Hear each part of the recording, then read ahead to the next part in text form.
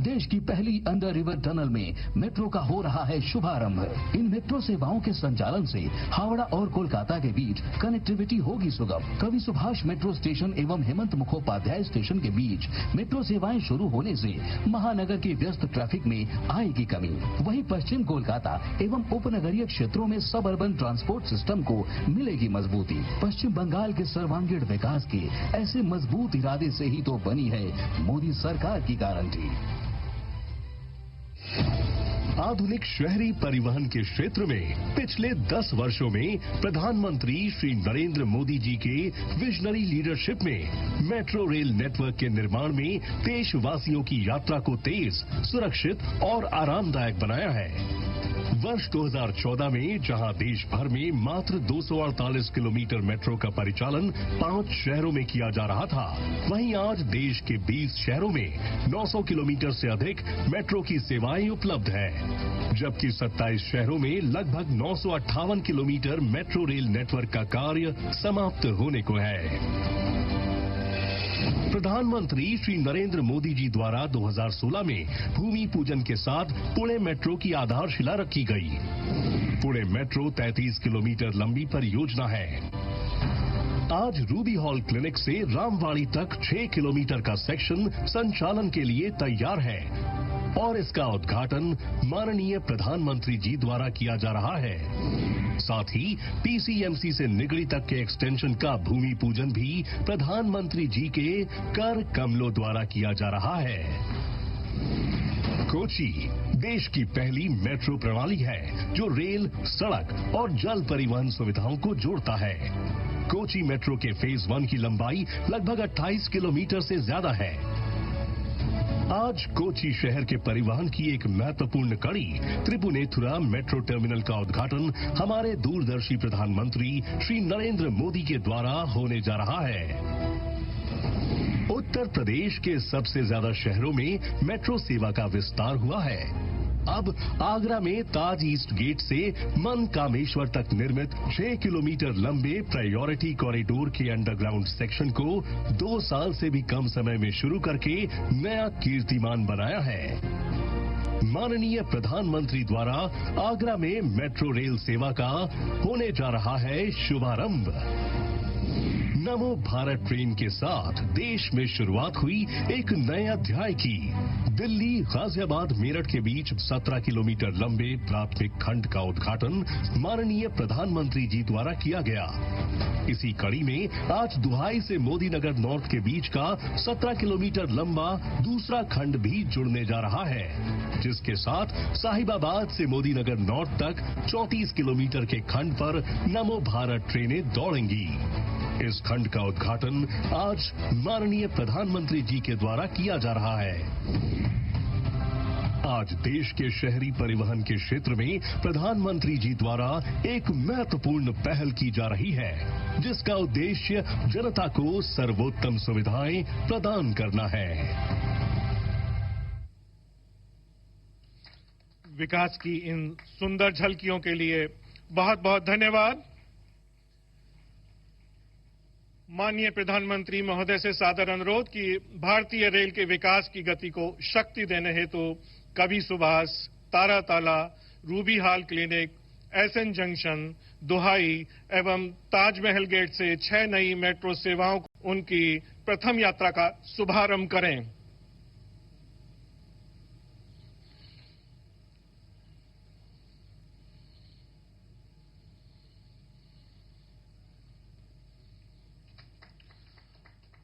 आदरणीय प्रधानमंत्री महोदय द्वारा हरी झंडी दिखाते ही ट्रेन अपनी प्रथम यात्रा पर रवाना। कवि सुभाष से Hemanta Mukhopadhyay, Taratala Majerhat, Ruby Hall Clinic से रामवाड़ी, एसएन जंक्शन से त्रिपुनेथुरा, दोहाई से मोदी नगर नॉर्थ, ताज पूर्वी गेट से मनकामेश्वर मंदिर।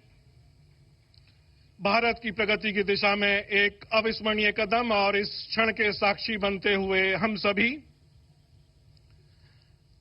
आदरणीय प्रधानमंत्री महोदय का बहुत बहुत धन्यवाद। आदरणीय प्रधानमंत्री महोदय से सादर निवेदन करता हूं कि वे एस्प्लानेड स्टेशन से पहली अंडर वाटर मेट्रो ट्रेन में बच्चों के साथ यात्रा कर इस ट्रेन की प्रथम। तो जिस तरह से प्रधानमंत्री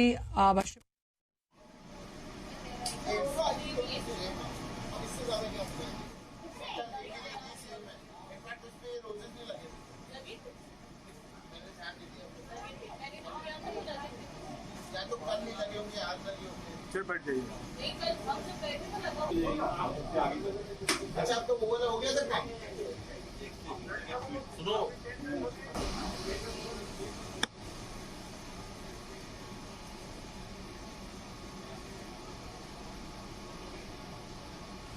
భారత రైల్వే చరిత్రలో కొత్త అధ్యాయానికి అండర్ వాటర్ మెట్రో శ్రీకారం చుట్టింది.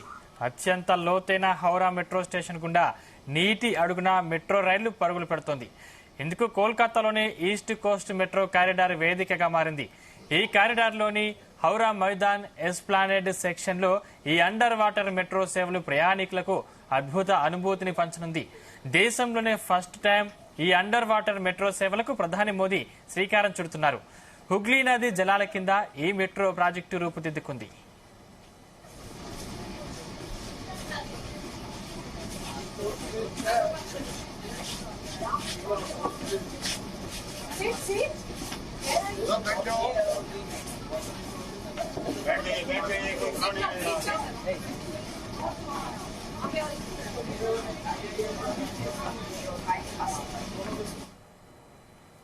ఈస్ట్ వెస్ట్ మెట్రో మొత్తం పొడవు 16.6 కిలోమీటర్లు కాగా అందులో 10.8 కిలోమీటర్ల మేర విస్తరించిన కారిడార్లో రైలు భూగర్భంలో ప్రయాణించనుంది.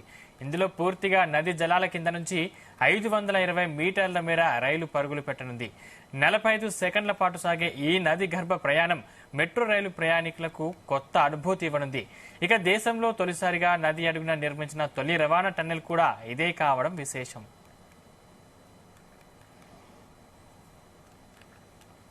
के साथ बंगाल को जोड़ेगा, उस लिहाज से भी ये बेहद अहम है. तो पहली अंडर वाटर मेट्रो का जायजा जिस तरह से अभी हमारे संवाददाता ने लिया, किस तरह से इसे बनाने में और इसकी जो पूरी व्यवस्था है वो किस तरह से की है, इसका जायजा प्रधानमंत्री ने वहां पर लिया है. जब हम देख रहे हैं तो पुणे मेट्रो रेल परियोजना के पहले चरण जो है उसके विस्तारीकरण की आधारशिला भी प्रधानमंत्री रखने वाले हैं. और ये जो अंडर वाटर मेट्रो रेल है ये किस तरह से निकले, कितने इसके गंतव्य स्टेशन होने वाले हैं, कितने टाइम ये वहां रुकेगी, इस तमाम बातों का जायजा लेते हुए प्रधानमंत्री तो विकसित भारत के साथ साथ विकसित पश्चिम बंगाल का जब हम जिक्र करते हैं उसकी एक सार्थक तस्वीर हम इन मेट्रो प्रोजेक्ट्स के जरिए देखेंगे. जैसे कि हम जानते हैं कि जब हम ट्रैम की बात करते हैं तो पश्चिम बंगाल का नाम हम सभी जानते हैं. इन कलकत्ता में पहली ट्राम चलाई गई थी और अब जब अंडर हुगली वाटर टनल में जिस तरह से इस अंडर वाटर मेट्रो को चलाया जाएगा तो जब हम इंजीनियरिंग के नमूने की बात करते हैं उस लिहाज से भी ये मेट्रो रेल अपने आप में अनूठी और विहंगम दृश्य दिखाएगी. आप देखिए कि कनेक्टिविटी के लिहाज से कितना अहम ये हो जाएगा कि जिस जगह पर पहुंचने के लिए आपको बहुत समय लगता है उस लिहाज से आपका समय बचेगा, सुविधा होगी. किफायत के लिहाज से आप देखें कि ये जो सफर है वो कितना ज्यादा कम समय में आप कर पाएंगे. और मेट्रो की जो सफलता है उसका अंदाजा तो हम लगा ही सकते हैं. तमाम जो दिल्ली वासी हैं जो रोड पर मेट्रो चलती है कितना ज्यादा पर्यावरण के वो अनुकूल है, आपका समय बचाती है.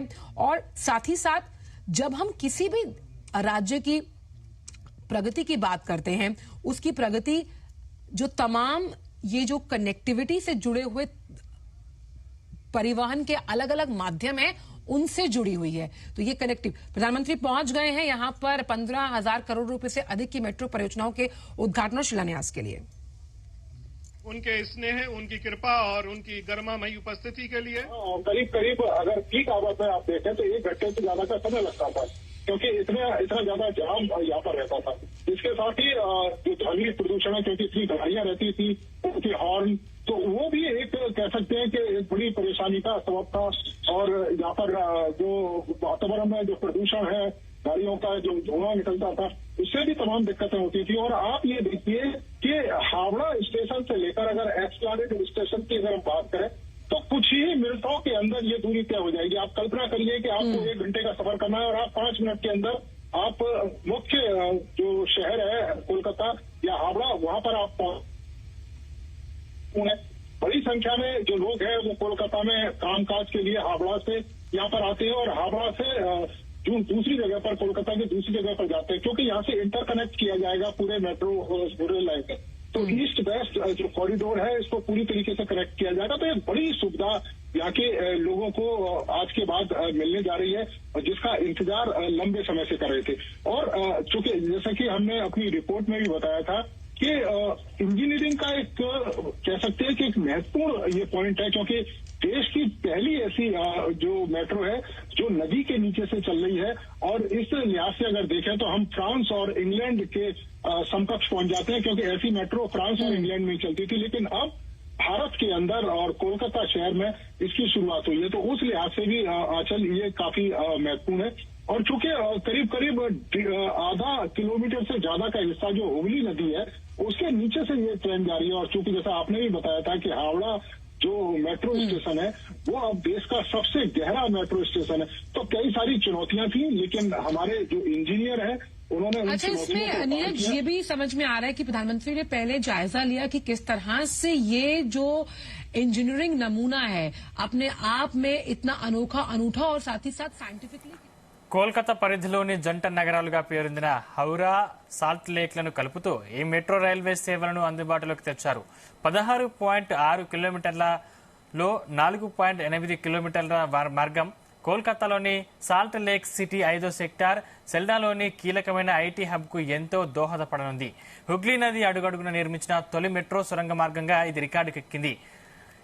ఏప్రిల్ నెల ప్రత్యేకమైంది, ఎందుకంటే ఆ నెలలో నది అడుగున 32 మీటర్ల మేర ప్రయోగాత్మక మెట్రో రైలును విజయవంతంగా నడిపి చూశారు.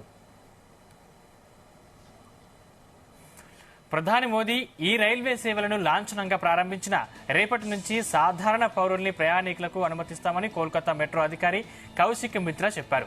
ఈ మెట్రో సెక్షన్ లో మొత్తంగా 6 స్టేషన్లు ఉంటాయి. వీటిలో 3ంటిని భూగర్భంలోనే కట్టారు.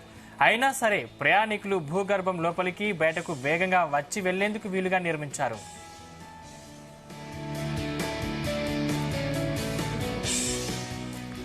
అత్యంత రద్దీ కాలుష్యమయ కోల్కతాలో పర్యావరణ అనుకూల ప్రయాణానికి భరోసానిస్తూ ఈ మెట్రోను ఇలా భూగర్భంలో డిజైన్ చేశారు.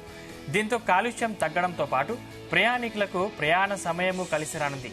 ఈస్ట్ వెస్ట్ మెట్రో కారిడార్ పనులు 2009లోనే మొదలయ్యాయి.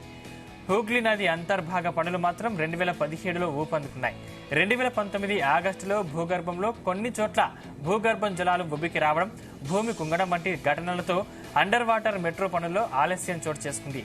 2022లో వాటర్ లీకేజ్ ఘటనలు ఎదురైనా అన్ని కష్టాల్ని దాటుకుంటూ ఎట్టకేలకు ఈ మెట్రో అందుబాటులోకి వచ్చింది.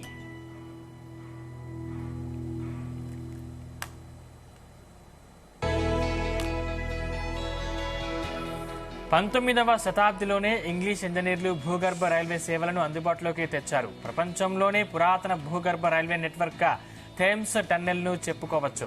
1843లోనే రోతర్హిట్ ర్యాపింగ్ పట్టణాల మధ్య ఈ మార్గాన్ని నిర్మించారు. ఇప్పుడు ఇది లండన్ లో కీలక రైలు మార్గాల్లో ఒకటి. దీని పొడవు కేవలం 400 మీటర్లు. జపాన్లోని సీకెల్ టన్నెల్ ప్రఖ్యాతిగాంచిన అండర్ వాటర్ రైల్వే టన్నెల్ గా పేరొందింది. దీని పొడవు ఏకంగా 53.85 కిలోమీటర్లు.